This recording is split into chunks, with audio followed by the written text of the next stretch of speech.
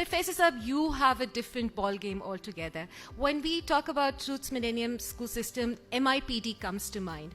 You have a massive setup of continuous professional development for teachers. And but one thing that perhaps is different for you is that when investment is continuous professional development for the private sector is a huge investment on the teachers.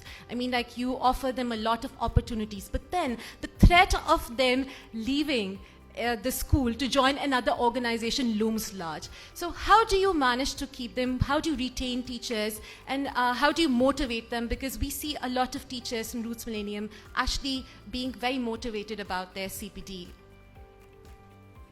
Thank you, Rabia and British Council. Thank you very much, Lahore. Clearly I can feel the change of weather coming from Islamabad. Abbas Saab, thank you, my mentor, teacher. Look, they say in English, if you train your people well, they leave. If you treat your people well, they stay. So, in your case, we trained and treated you well, you still left. Taliyan bajaye. But one thing, sir, that I would like to... I'm just joking. So what I'm saying is that it's important that education or employability and anything that you do, it is about journey. It is about mapping your reflection. Gone are the days that you work for an employer or as an employee. Here is an agency as colleagues. You are an agent, and you have that agency not just with the teacher or the school or the curriculum, but also with the employee. Motivation are of two types, and they are intrinsic and they are extrinsic. Now, intrinsic motivation, that you need to set your soul on fire. I want to do it. This is me. I am that go-to person. So self-actualization.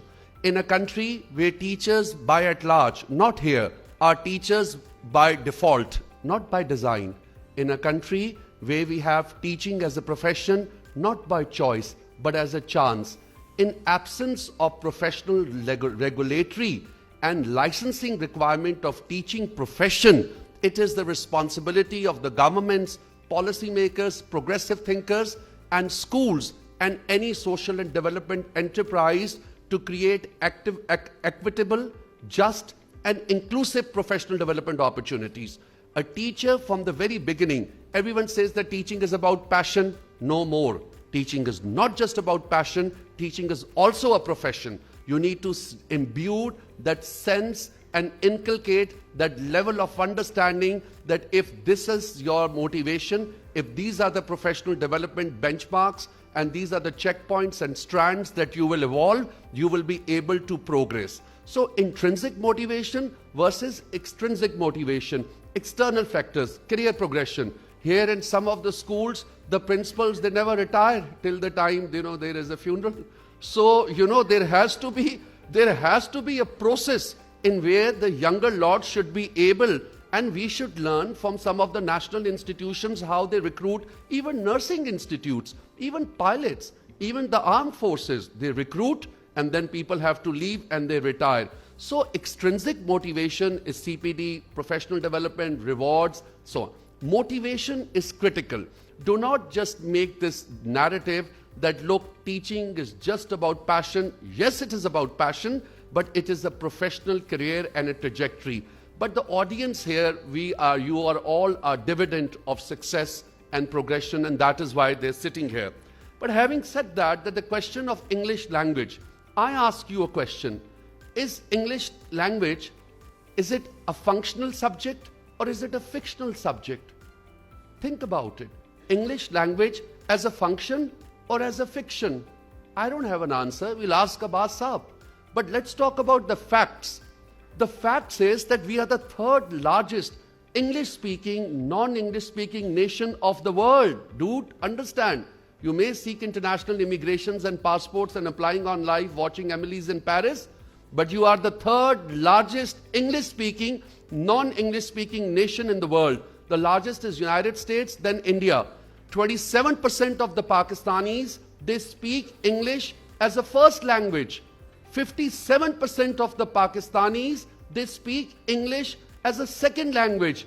305 million people in United States speak English.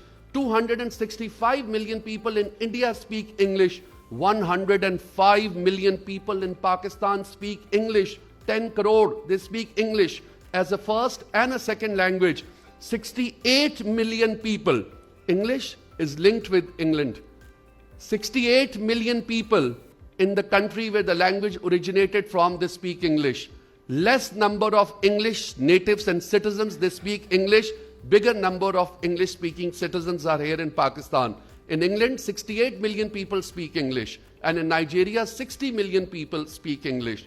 Language has three vehicles. Learning has three vehicles. Languages is one. Science is another one. Maths is another one. Miss Ambreen Arif is sitting here. It makes me nostalgic if I go back to the single national curriculum. I also became part of that one manzil, one qawm theory. And it talked about one highway, one nation. So they said, what good is, I said in that committee, what good is enforced uniformity in absence of informed unity? And the single national curriculum debate, there was a person sitting in that meeting, a government representative, and he said, कि sir मेरा बस चले मैं तो English भी उर्दू में पढ़ाऊं. He said that. So we have come a long way. English is a global currency. You talk about geopolitics, you talk about geoeconomics. This is geo-language. English is our strength. Let me be very clear. Urdu is a national language. English is our official language. Quaid-e-Azam set this vision. Iqbal set this vision. So going forward, I do personally feel that interactive course designs for online learning, interactive technology and inclusive digital teaching and learning is important. So digital literacy, you say that technology shall replace the teacher? No way. The teachers, those who do not use technology, shall be replaced by the ones, those who do use technology. Technology is an enabler, it is a facilitator. Future of CPD is all you need to technology centric. There has to be motivation, technology integration, tailored content, interactive course design, and effective strategies for motivation. So to conclude, we, people like you and everyone sitting here, and the credit goes to British Council and a lot of other exam qualification boards, and even Punjab government is a global success story. I must say Pakistan is work in progress. Pakistani teachers and educators, they have come a long way. And yes, we do need that sense of commitment to self-actualization for the English language proficiency and developing the language skills through the continuous professional development. And just a last statement that we are teaching 21st century children through the 20th century teachers using a 19th century curriculum on an 18th century calendar. Thank you very much.